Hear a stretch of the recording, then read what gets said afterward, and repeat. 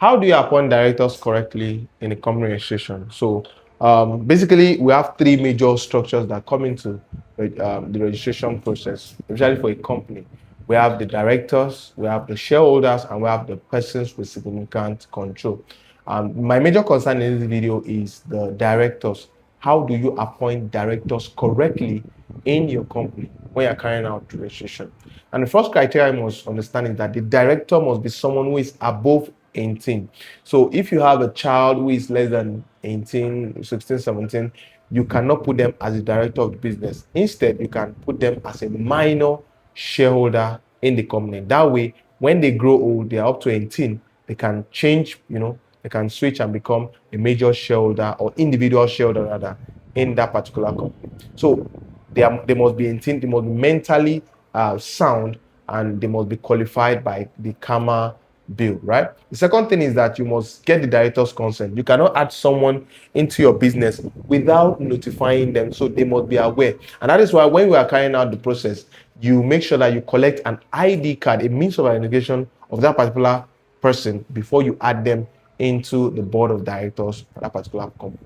And also, you must also provide the required document. Required document include the full name, the residence, the date of birth, nationality, the occupation, phone number, email address, and other details that might be requested when carrying out the registration process. So all the details must be properly supplied. The next thing is the declaration of interest. So any interest the director has in the company must be disclosed as required by law. So if the essence of the directors or the director coming into the business is solely to help improve the business as well as being paid a salary, fine, that must be also declared in the course of the registration or of the business. Another thing is to file details with CSC. So there are two ways, right, to add directors to a particular company. The first stage is during the initial registration process of the company. So if I'm signing the incorporation of my company, CSC will allow me to be able to add directors to the business. And take note, anyone you're adding as director, they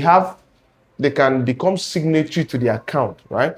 So depending on the number of directors you have, if you, for instance, you and your wife are sharing directors, they are co-directors in the company, then know that if you are two of you are signatories to the account. So that means that if you want to run a business deal, you have to carry her along and she must co-sign with you. And the reason why I'm mentioning this is because I've had a situation whereby someone has a business and his wife is a co-director, but unfortunately, I think they had an issue, they broke up, and then he needed, before he could do anything on the business, he needed to get her consent to remove her from the board of directors before he can continue to reflect that change in his company. So it is important that if your company is a sole proprietor business, then you must make sure that you have a sole director in that particular company. But if it's a family business or a joint venture, why not? Your family, your wife, your sibling, everybody can be part of the decision-making process. Don't forget, directors majorly, they carry out or run the day-to-day activity of that particular company. Another stage is also that you can add a director after registration has been completed. So due to some reasons, I found someone who can be useful in the running of the business. I can add them as directors as well.